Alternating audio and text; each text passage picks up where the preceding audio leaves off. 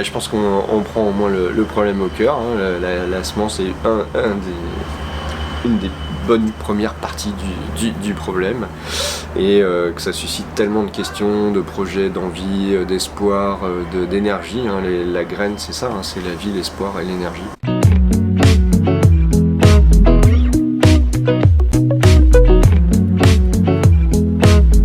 Sébastien, bonjour. Bonjour. Tu es le créateur et le dirigeant d'une association, une entreprise qui s'appelle Graines de Troc. Association, entreprise? Alors, c'est une association, loi 1901. Donc je suis le fondateur, oui, mais je ne suis pas le dirigeant. Il y a un président au sein du conseil d'administration qui est considéré comme le dirigeant de l'association. Et moi, j'en suis le directeur aujourd'hui de l'équipe opérationnelle. Donc on est basé à La Rochelle. Il y a 8 salariés dans l'équipe, 6 services civiques. Voilà, et c'est moi qui dirige effectivement un peu cette équipe-là dans l'ensemble des projets de l'association. Oui, parce que cette idée de lancer Graines de Troc, et on va revenir sur ce que ça recouvre, Graines de Troc, elle a germé il y a quelques années et tout partait de la semence, j'ai envie de dire. Alors oui, je suis dans une démarche de quête de sens depuis un moment maintenant.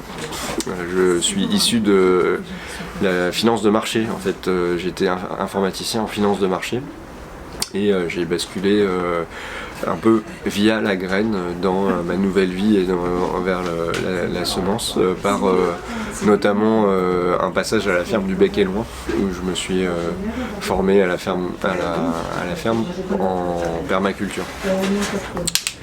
Et j'ai découvert la permaculture et en même temps le monde des semences, la biodiversité, l'amour des graines et tout. Et donc j'ai eu envie à ce moment-là de faire ma part, de rendre accessible cette biodiversité qui me semblait atteinte par les lois à ce moment-là, sur les échanges de graines qui étaient interdits. Tout ça. Donc c'est parti effectivement de ça, de la volonté de mettre entre les mains d'un maximum de monde cette biodiversité que je découvrais, à laquelle je me sentais pouvoir contribuer. Tu es venu t'installer ici à La Rochelle. C'était un peu plus tard, ouais. Avec un paquet de graines sous le bras, ou comment ça s'est passé? C'est quoi le début? Le début, en fait, moi j'ai débarqué dans le monde des AMAP et c'est comme ça que j'ai découvert un peu l'agriculture biologique, le changement climatique, le pic pétrolier. C'est comme ça que j'ai basculé un peu dans tout ça et qui m'a fait du bien pour me recentrer sur des choses essentielles. Et du coup, avec tout ce qui se passait, je me sentais mieux loin de Paris pour pouvoir me reconnecter à la terre, remettre les mains à la terre. Pourquoi pas produire aussi notre propre nourriture. On avait dans le projet de faire une mini-ferme. Avec les problèmes d'accès au foncier, on n'a pas réussi. Du coup, on a développé l'association plutôt, y compris par des mini-fermes, mais dans les écoles. Donc on a fait des mini-fermes dans les écoles. Et c'est là où l'association a pas mal évolué. On a eu des activités professionnelles qui se sont créées pour pouvoir travailler avec les écoles et des gens des jardiniers qui enseignaient, parce qu'on a eu énormément de demandes de la part des écoles. Voilà, donc on a porté les graines sur les tables, les bancs d'école ou dans les jardins scolaires. Et là c'était vraiment super parce que on parlait de notre passion des enfants et on sentait que ça prenait, que ça leur évoquait plein de choses, et notamment la reconnexion à la terre, à l'alimentation, découvrir qu'ils pouvaient être maîtres de leur propre alimentation, c'était révélateur. Et un plaisir pour nous. Donc ça a commencé comme ça.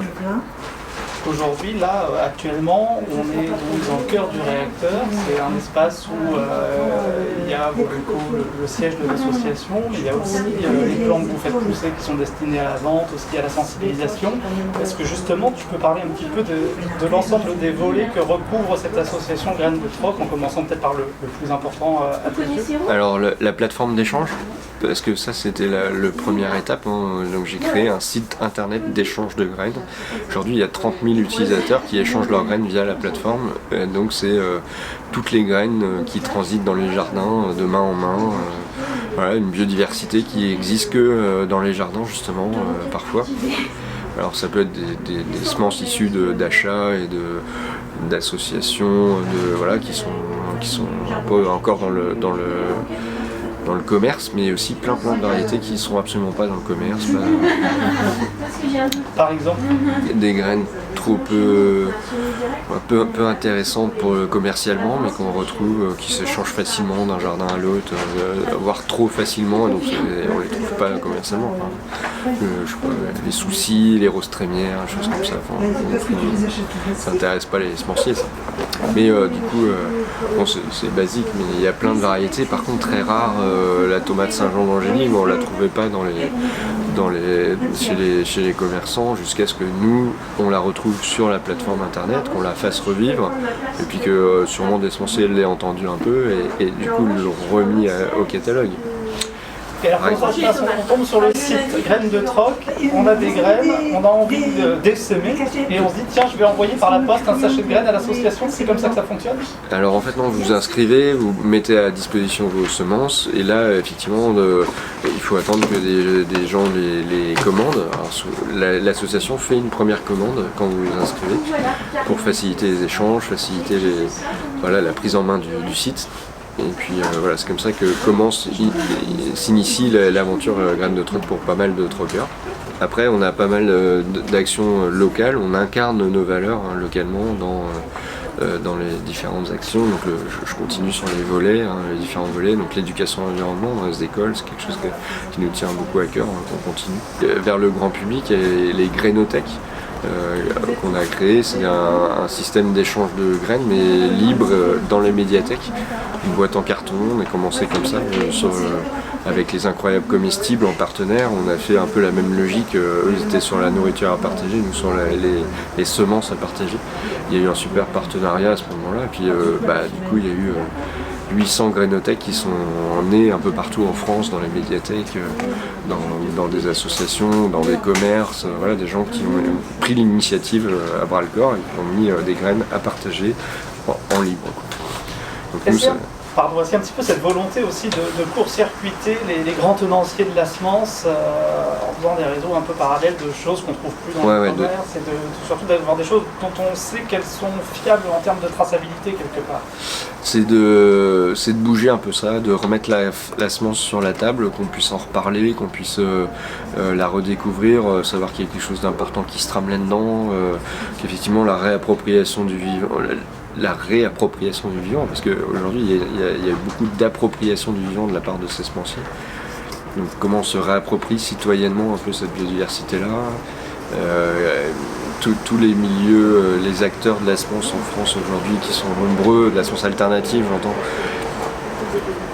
qu'il faut connaître et soutenir, et en fait on les soutient assez facilement en mangeant 3 fois par jour quand même la nourriture issue de semences. Et donc qui est-ce qu'on soutient, avec quelle nourriture? La question je trouve elle mérite d'être entre les mains de tout le monde, à un moment au moins qu'il y ait une prise de conscience, quoi. Donc aider les acteurs, le réseau Semences Paysannes, aider des associations comme nous, comme il en existe plein qui défendent cette biodiversité-là, plutôt que de fermer les yeux comme tout un tas de questions aujourd'hui qui sont les causes des gros problèmes environnementaux qu'on a, quoi. Tout à l'heure, on a fait un petit tour des locaux. J'ai pu vous montrer la réserve à semences. Tu m'as parlé de pépites. Alors, il y a plusieurs questions. C'est combien de variétés que vous avez dans les tiroirs, et c'est quoi les pépites? Dans la collection issue des membres de la plateforme qui nous envoient des semences au démarrage de leur aventure, ou des fois qu'on s'intéresse à des variétés, on demande aussi un peu. On a 4000 variétés aujourd'hui à peu près dans la grainothèque de l'association. Alors fruits, légumes, arbres, céréales, tout ce qui transite un peu sur la plateforme, mais beaucoup de légumes, hein. Moi c'est quand même ce qui me motive beaucoup.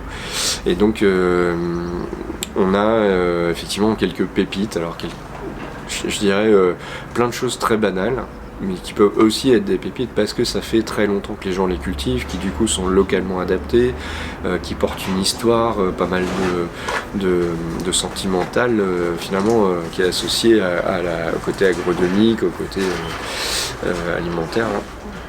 Et moi je trouve que c'est hyper important parce qu'il faut qu'on transmette les histoires, il faut qu'on transmette les savoir-faire, il faut qu'on transmette les variétés. Mais il faut surtout qu'on se réapproprie cette histoire-là de la graine, d'où elle vient,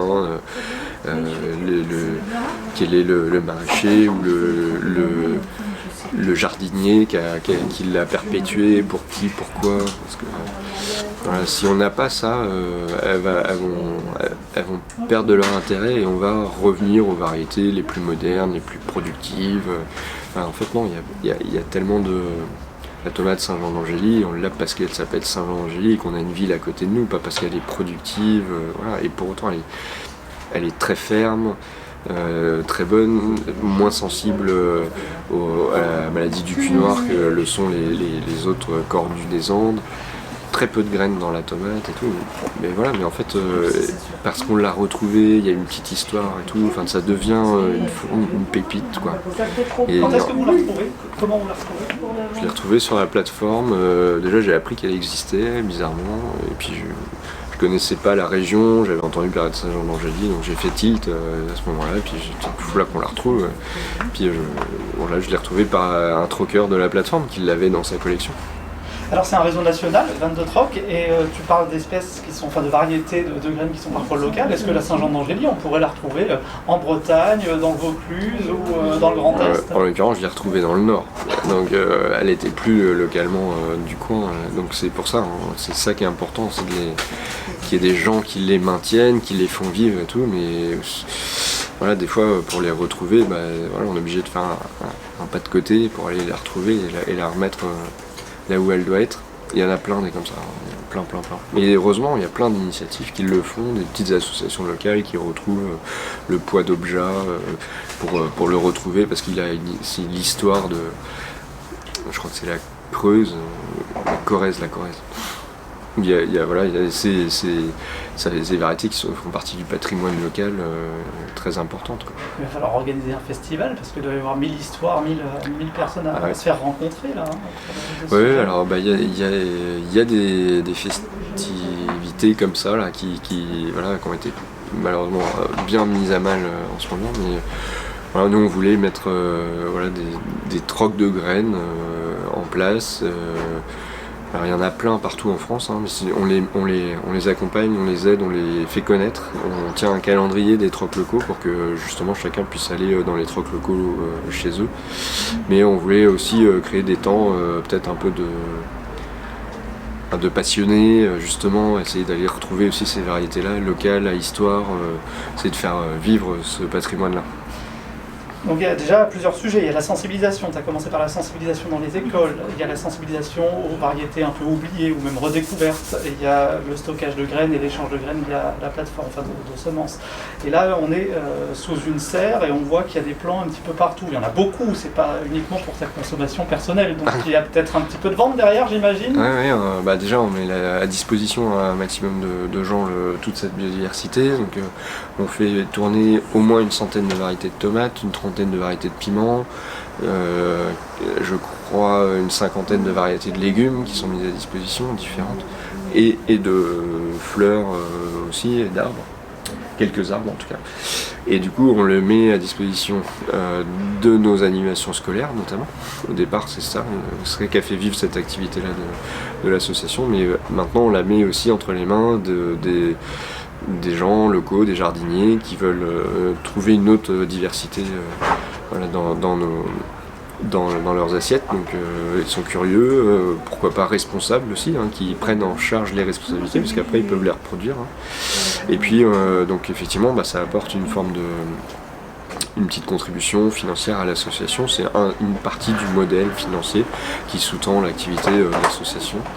Alors voilà, c'est partiel, hein, c'est pas énorme, mais c'est quelque chose qui est important pour nous, parce que l'autofinancement c'est un peu la liberté, c'est ce qui nous permet justement de payer ce qui est en dehors des projets, en dehors des choses très cadrées, des appels à projets de la collectivité ou de fondations, des choses comme ça. Donc ça nous permet d'avoir un peu plus de flexibilité sur ce qu'on fait. J'ai même entendu dire qu'il y a des restaurants d'entreprises non loin d'ici qui sont un peu des fleurons des nouvelles formes d'entreprises en France comme Léa Nature qui cuisinent certains de vos légumes. Oui, puisque en fait on a un très grand jardin à l'arrière du biopôle de Léa, qui est un jardin conduit en permaculture qui nous est confié, donc on a la gestion et on produit sur 1500 mètres carrés de jardin, à peu près pour l'instant 3000 kilos de légumes. On a volonté de passer à 5000 là maintenant, avec le jardin qui tourne bien et mieux.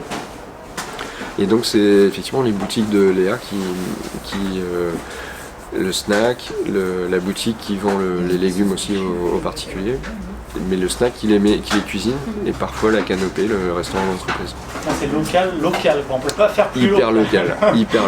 Ouais. Et ça nous plaît bien de faire ça parce qu'on est en plus on est dans une zone industrielle, donc voilà, on prend le problème à bras le corps, on est là, on est dans ce qu'on peut faire, dans ce qu'on peut à notre mesure, à échelle humaine, pas très loin de nous. On pourrait faire des kilomètres et des kilomètres pour aller trouver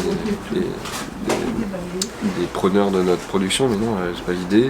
Là on est dans une serre auto-construite sur le mode de la récup, de la fondation jusqu'à les rideaux, les tonnes à eau, l'eau est récupérée, la véranda est une déconstruction d'un bar de La Rochelle. Le bois est travaillé avec la matière, c'est notre fournisseur qui lui récupère le bois et qui nous travaille avec eux. Cette serre elle est non branchée effectivement sur le réseau, on ne voulait pas mettre d'électricité, on essaye de s'y tenir. Et donc on a, pour lancer toutes les productions en janvier-février, on a monté cette couche chaude là, près de laquelle je me tiens. Donc on a 70 degrés quand on l'a lancé dans la couche chaude en janvier-février. Et ça monte à 30 degrés à la surface pour que les semis poussent à cette température-là très tôt dans la saison. Donc, on parle des aubergines, des piments, les premières tomates, les basiliques, les choses qui demandent de la chaleur très tôt. Et comment ça fonctionne? C'est quoi la couche chaude? La couche chaude c'est du fumier de cheval tassé, arrosé et qui part en fermentation en 3 jours à peine, simplement. Et donc une combustion en quelque sorte bactérienne qui du coup est extrêmement chaude et dont on profite.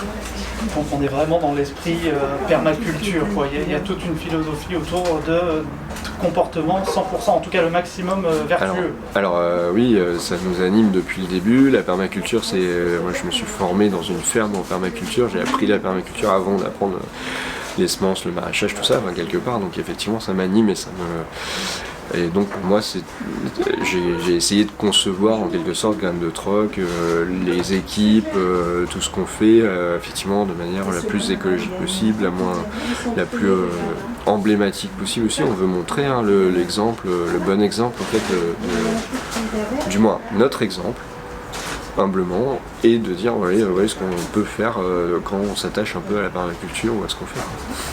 Et on peut faire des choses chouettes parce que tout à l'heure tu me disais en off que tu avais l'ambition peut-être de lancer une gamme de bières. Alors ça fait partie de mes petits péchés on va dire, mais c'est pas un secret hein. Ah non, non c'est juste que l'orge de l'île de Ré qu'on a retrouvé,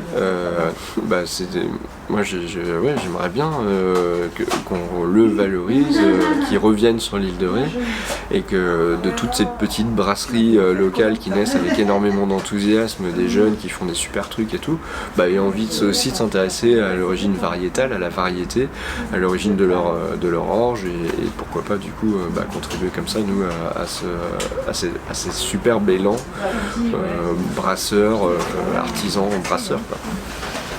On voit en arrière-plan là qu'il y a des mains qui s'agitent. C'est des gens qui travaillent ici. Ouais, alors c'est pas évident des fois pour les associations de combiner le salariat avec les bénévoles et du coup nous c'est un défi mais qu'on relève et qui je trouve fonctionne bien. Donc on est 8 salariés dans l'association mais on a aussi 6 services civiques et on a 80 bénévoles à peu près qui gravitent autour de l'association, nous aident sur différentes tâches. Alors je dirais qu'ils apprennent autant qu'ils nous aident parce qu'on essaie de les inclure dans nos activités au maximum. Et donc ils apprennent à repiquer des plants, ils apprennent à semer, ils apprennent les variétés, ils commencent le cycle et puis ils finissent ça chez eux, hein, parce que la plupart sont jardiniers, la plupart apprennent à faire et à continuer chez eux les gestes qu'ils ont appris ici. Donc voilà, et puis ils diffusent, il faut pas le dire, mais ils diffusent nos variétés et tout, enfin bref, voilà. Donc, ils contribuent quand même à l'action, quoi. Après pour les remercier, ça fait partie aussi de la logique du site, hein. On met en place une monnaie dédiée aux échanges de graines sur la plateforme, ça marche avec des jetons. Et en fait ici aussi, quand le bénévole rentre chez lui d'une demi-journée de travail avec nous, il repart avec 2 jetons et ces jetons il peut les choisir après à échanger contre des graines ou des plants. Je ne sais pas si on a fait le tour parce que j'ai l'impression que ça ne s'arrête jamais les projets ici. Peut-être qu'il y a encore des choses que tu veux aborder. Il y a le jardin du Biopôle qui est magnifique, hein. Là, un superbe jardin en permaculture qui est un superbe support pour la pédagogie, la formation. Donc on fait des formations en permaculture aussi. Est né aussi l'envie peut-être de travailler sur le territoire, à l'échelle du territoire, alors pas très très loin, la zone industrielle ici, mais peut-être aussi un peu quand même le pays rochelais, pour si on forme des permaculteurs, c'est aussi pour agir sur le territoire. Donc on crée un petit réseau de permacole local rochelais et on l'accompagne autant qu'on peut, quoi. Donc il y a peut-être des projets de design en perma, il y a des bureaux d'études perma, c'est en cours, du moins on commence à accompagner des logiques sur la permaculture. Oui, parce que c'est aussi une activité qui, en plus d'être saine pour le corps, pour l'environnement, elle peut être créatrice d'emplois. Ah. Et c'est le volet que je veux boucler avec toi, c'est-à-dire que tout ça, c'est pas seulement du folklore, c'est pas seulement un délire écolo, l'association fait vivre des gens aussi. Alors, il y a un modèle économique. Pourtant ça a commencé comme ça, quand on m'a dit le troc de graines, graines de troc, mais déjà tu te trompes dans le nom. Alors je dis ok, mais bon je suis têtu, graines de troc, j'assume. Allez, on essaye. Et pas grand monde y croyait, moi non plus, je savais pas trop où je me lançais, mais c'est vrai que ça a plu. Puis je m'y sentais bien, du coup j'ai cru moi-même, et en y croyant moi-même et en changeant moi-même, j'ai dû aussi emmener avec moi pas mal de gens qui avaient envie de faire advenir le changement. Voilà, et on le fait, du coup on le fait ensemble, et on le fait à plusieurs. 30 000 utilisateurs de la plateforme, 15 groupes locaux de l'association un peu en France, qui ne fonctionnent pas tous comme nous, hein, mais 8 salariés, une belle équipe. Voilà, effectivement, je pense qu'on a surpris pas mal, plus d'un, à se dire ah mais du troc on est capable de faire effectivement toute une petite économie qui fonctionne, qui marche, qui fait du sens, qui produit de la semence, qui conserve des variétés locales, qui fait vivre, qui crée des emplois de transition. On est là-dedans. Voilà, demain, ce sera peut-être fait de ça. Alors il y a du financement derrière.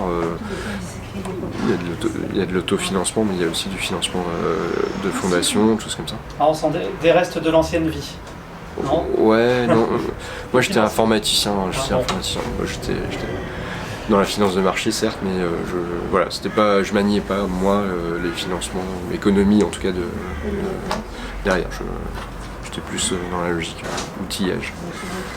Ce que je continue de faire d'ailleurs, hein, je développe toujours avec plaisir pour contribuer, mettre l'informatique au profit de cette activité de défense de la biodiversité. Alors je vais revenir juste sur un tout petit point sur le côté troc de graines. Est-ce que c'est n'importe qui peut participer ? Oui. Alors sur la plateforme, n'importe qui peut s'inscrire et commencer à échanger des graines. Pour autant, il faut avoir un peu de graines à échanger. Voilà. Après, ici, dans les activités de l'association, n'importe qui peut venir, participer. Voilà, on ne demande pas une adhésion systématiquement. L'adhésion, elle vient si les gens ont envie d'y souscrire. Mais en tout cas, venir apprendre, participer et tout. Il n'y a pas besoin de connaissances en jardinage. Il n'y a pas besoin d'être un grand sachant sur la biodiversité, les semences et tout ça. Au contraire, apprenons ensemble, même s'il y a des gens s'il y a des gens qui savent, on en profite pour échanger un peu leurs connaissances. Voilà, je pense que ça reste ouvert. Il y a juste sur le site internet, il y a quand même une nécessité de partir avec un fonds de semences et de commencer à échanger ça.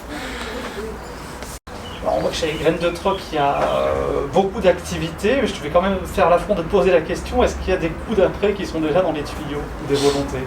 Alors, je pense qu'on a envie de participer aux enjeux environnementaux de notre temps, du moment. Et là, pour moi, c'est le changement climatique, toutes ces actions de transition, c'est toutes ces bonnes idées qui fourmillent de partout. En fait, moi, j'ai pas la prétention de leur montrer ce qu'il faut faire, mais au contraire, si on peut aider, on est prêt à aider toutes ces personnes-là sur la question de la semence. Voilà, s'ils ont besoin de semences, s'ils ont besoin de retrouver des variétés locales, s'ils ont besoin d'apprendre à faire leurs semences, voilà, nous, notre projet prochain, là, Graines de résilience, c'est d'aider qui a besoin, au moins sur la logique de la semence, à contribuer à la résilience alimentaire de leur territoire et tout. Voilà, ils peuvent compter sur nous. Entreprises, collectivités, tout le monde est... En tout cas, sur des formations, sur retrouver les variétés, diffuser les semences, on pourra aider. En ce moment, nous, chez les Pandarous, on vient d'écrire un livre qui a regroupé 80 initiatives qui explorent un monde plus enviable selon nous. On ne connaissait pas Graines de Troc encore à ce moment-là, sinon vous y auriez été à coup sûr. Donc ça nous anime un petit peu cette question en ce moment de c'est quoi un monde plus enviable. Donc on s'est posé la question et je te la pose aujourd'hui. C'est quoi pour toi, c'est quoi pour Graines de Troc un monde plus enviable? En fait, si le changement climatique de toute façon est inéluctable, il va falloir qu'on s'adapte, il va falloir qu'on s'arrête de causer plus de problèmes et qu'on se mette à produire une nouvelle nourriture, qu'on s'adapte à ce qui va arriver. Et donc ça, il faut qu'on ait le temps de le faire, il faut qu'on ait le plaisir de le faire, le plaisir de marcher ensemble pour faire tout ça et pas être sans arrêt bloqué et que les moyens soient extrêmement pénibles à aller chercher pour aider les bonnes initiatives. Je parle de nous mais pas que, évidemment toutes ces initiatives qui marchent dans le bon sens.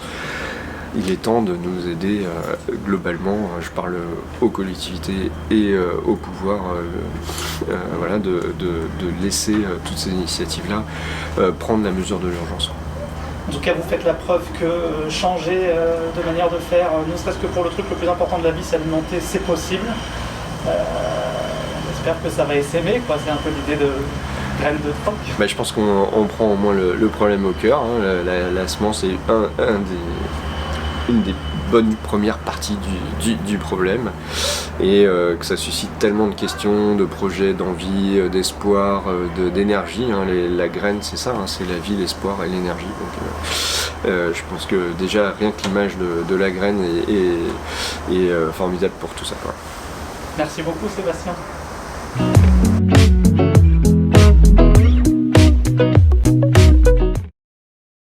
Alors Sébastien, on était en fin d'interview et tu devais me montrer des petits sachets de graines que tu faisais de manière personnalisée pour des entreprises et comme tu peux pas t'en empêcher, tu me racontais à chaque fois l'histoire qui s'y rattache. Le petit pot à crotte de lièvre, c'est un monsieur qui me l'a confié et il m'a confié une responsabilité, qui m'a dit là attention, c'est une variété rare, merci d'y faire attention. Donc c'est celle-là que je prends vraiment en exemple pour le côté responsabilité. Et puis en fait, du coup j'ai des lapins et je me fais fort à chaque fois de prendre le fumier de mes lapins pour le mettre au pied de mes pots à crotte de lièvre. Voilà. Ça c'est Alain Passard qui nous connaît depuis peu et qu'on a séduit visiblement, mais lui ça fait longtemps qu'il m'a séduit parce que c'était une BD qu'on m'a offerte au moment où moi j'ai fait ma transition un peu, on m'a offert la BD d'Alain Passard et là aujourd'hui il nous demande des graines parce qu'il a été sensible à notre histoire. Je trouve que alors pardon pour la question, mais c'est qui Alain Passard? Alain Passard c'est un grand cuisinier, jardinier de parisien, très grand restaurant connu et qui a fait une forme de transition qui met le légume de manière très belle en avant dans sa cuisine, quoi. C'est un peu une consécration pour le Graines de Troc, quoi. Je suis assez fier. Ouais. Et puis ce qui l'intéresse c'est l'histoire de la variété, donc je trouve qu'il est sensible à ce qui nous touche aussi profondément, donc, c'est important. La Saint-Jean d'Angély, donc c'est la variété qui moi je trouve a beaucoup de sens pour nous, qu'on a retrouvé, qu'on a réussi à remettre en avant. Un pépiniériste l'a multiplié, 1500 pieds à Saint-Jean d'Angély pour que du coup demain ça va être dur de la perdre à nouveau, j'espère. Et puis la laitue Kléber, ça c'est un monsieur de 93 ans qui est venu sur un stand de l'association un jour, qui a été content de ce qu'on faisait et tout, et du coup il est reparti chez lui, il est revenu une demi-heure plus tard, il a dit bon je vous donne ça, donc c'était un pochon de graines, il nous a dit bon c'est une laitue, je sais pas comment elle s'appelle, c'est ma grand-mère qui me l'avait confiée, et lui il faisait 2 mètres, 93 ans, un peu vieux et tout, et il me dit ça fait 50 ans que je la reproduis quand même dans mon jardin. Et là, une variété aussi bien adaptée localement, qui est transmise comme ça, de manière presque, c'est un trésor familial, quoi. Et nous, on est un peu dépositaire de ça. Donc ce monsieur s'appelait Kléber. Bon, voilà, c'est la laitue, monsieur Kléber. Sacrée responsabilité. Ah ouais. Et j'ai vu là, parce qu'on connaît ces gens-là qui sont des gens bien, qui sont partenaires du concours qu'on vient de lancer, un petit concours d'expression, c'est autour de la ville, qu'est-ce que tu fais pour eux? Eh ben voilà, c'est un peu notre nouveau produit, on essaye de faire des semences pour des entreprises qui veulent aussi véhiculer un message, sur de la graine de rose trémière, on est local, ils veulent mettre en avant une association locale, ils veulent l'incorporer dans leurs produits à eux pour faire découvrir la ville. Voilà, on a une belle place, je trouve. Allez, nous on travaille avec eux. Ça nous lance sur de la sachetterie pour des professionnels et des collectivités qui nous demandent des sachets de graines pour les naissances, pour des mariages. Voilà, j'aime bien l'idée. Ça part d'une bonne intention environnementale derrière. Décidément, tu t'arrêtes jamais. Et même, ça me fait penser que tout à l'heure, tu me parlais de seed bombs que vous créez. Les bombes à graines, on l'a fait naturellement. Puis on le faisait avec des enfants. Un jour, il y a Nature et Découverte qui nous a fait une commande 18 000 bombes à graines. Formidable. Tous les bénévoles se sont mis derrière le projet et on l'a abouti en 1 an, en plein Covid. C'était compliqué. Enfin, la finalité de la commande s'est passée pendant le Covid. C'était un peu complexe. Mais toute la production était faite et tout. Voilà, c'était une aventure dans l'argile, la boue, la gadoue et les graines.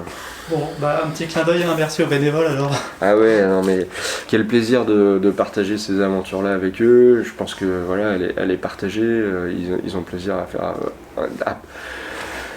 à être dans la diversité de tout ce qu'on propose aussi. Je suis bien conscient de la diversité, la complexité, mais quel plaisir aussi. C'est un terreau fertile, la diversité. Merci.